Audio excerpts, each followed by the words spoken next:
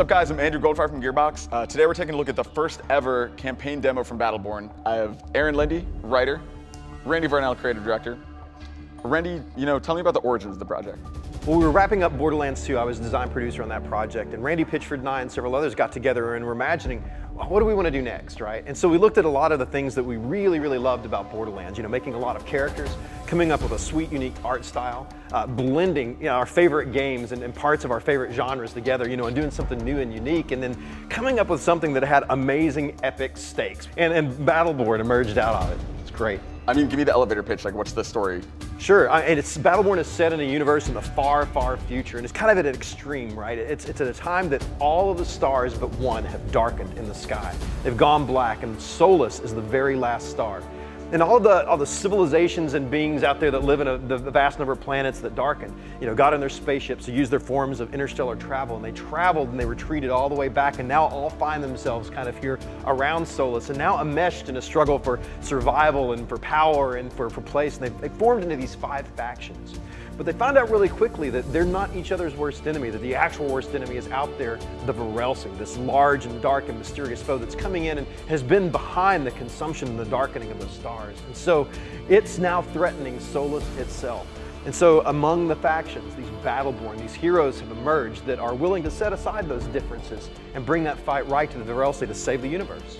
Aaron, Randy mentioned those factions. We have all these different characters. Kind of give me a breakdown of how the factions work. Yeah, sure. So well, I guess we can start off with the Peacekeepers. They're the sworn protectors of Solus and do so by enforcing a pretty heavy-handed draconian law. And those are characters like Oscar Mike, who is a he's his own dude. He's very much his own character. In Montana, big, boisterous, got the minigun and all that, tiny head. That's part of his deal. We've got the Eldred.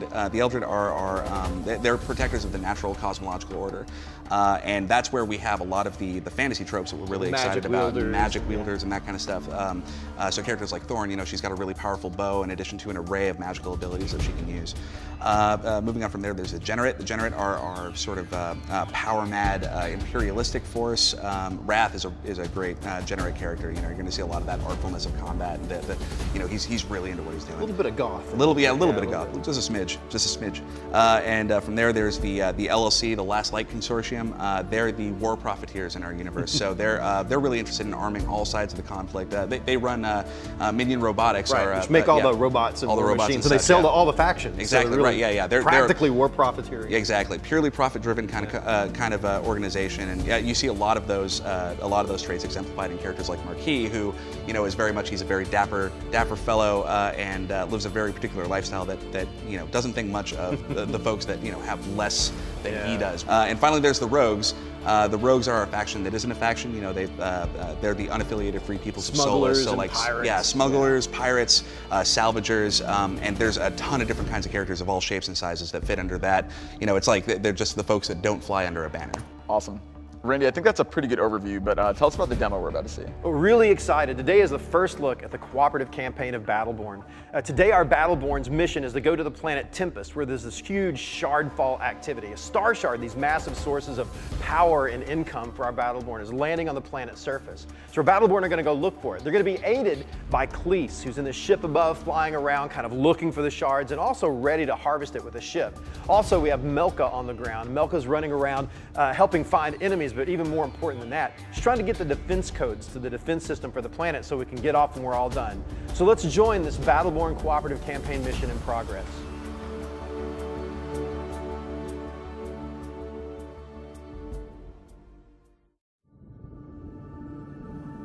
So first, let's take a look at some of our Battleborn today, get a good introduction. Starting off from the screen here, we've got Oscar Mike.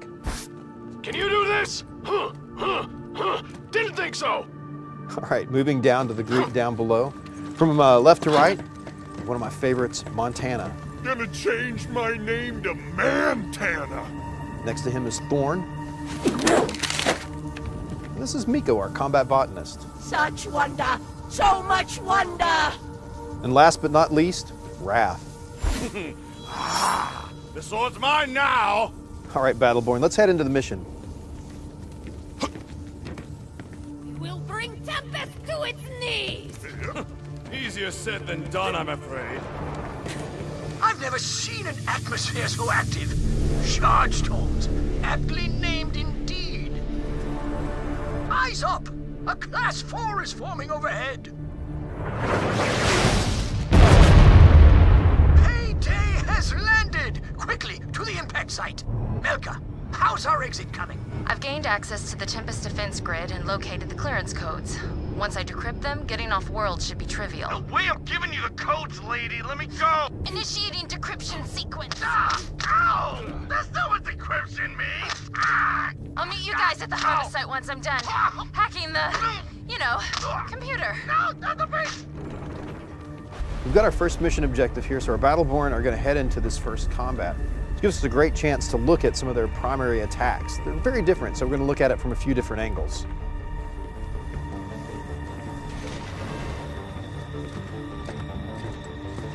Enemy robots.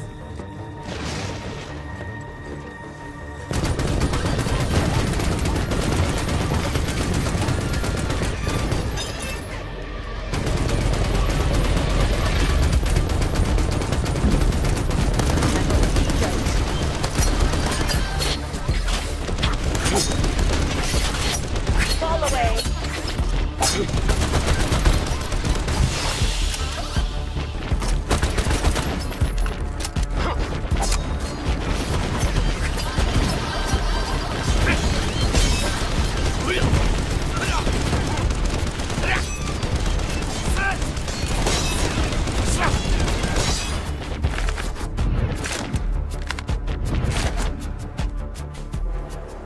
All right, now there's a good look at the primary attacks. Now let's take a look at some of our Battleborn skills.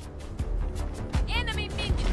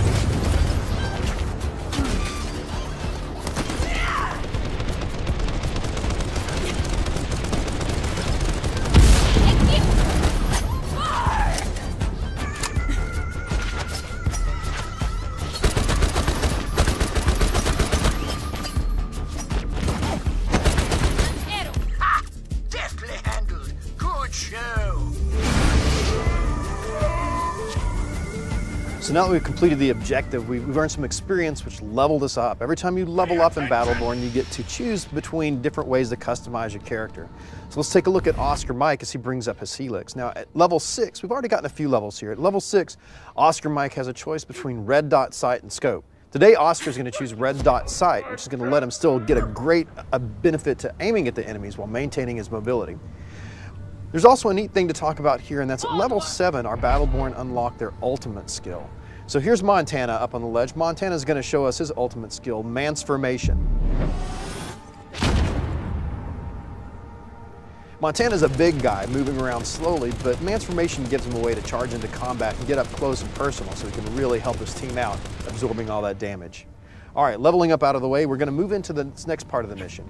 Now here we're going to flip the tables a little bit, and we're going to have a defensive scenario. That shard that fell in the beginning, we need to go and help Cleese, the NPC, protect it while he harvests the shard. So our Battleborn are going to head out, cross the gap to where the shard is, lining up and taking these conveniently placed jump nodes. So Battleborn, let's hit the jump nodes right now. Let us bring the fight to them!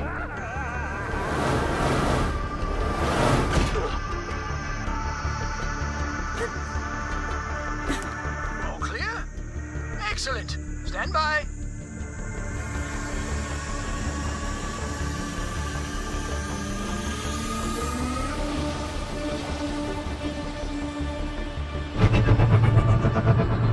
Sensors indicate that scores of dreadful things are marching this way to kill us all.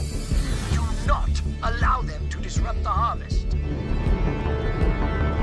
servants approach.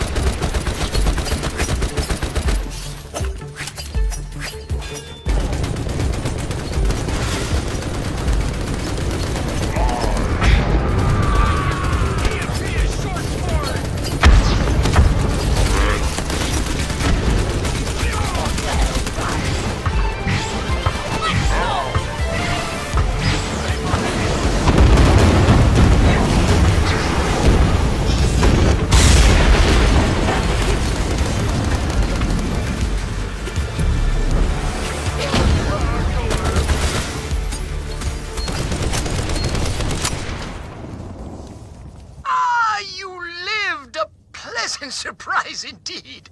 Now that the jam is disabled, I should be able to pinpoint the last known location. Yes, here we are. Be advised, this place creeps the hell out of me. Quit your whining. This is gonna be fun.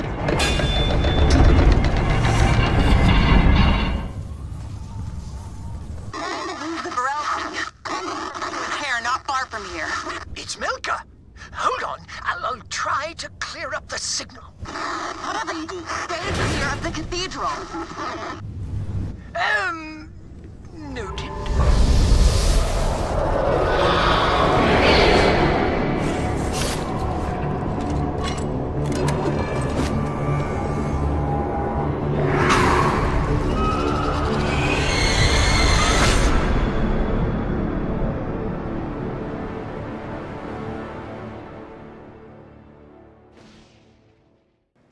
That's your first look at the cooperative campaign for Battleborn.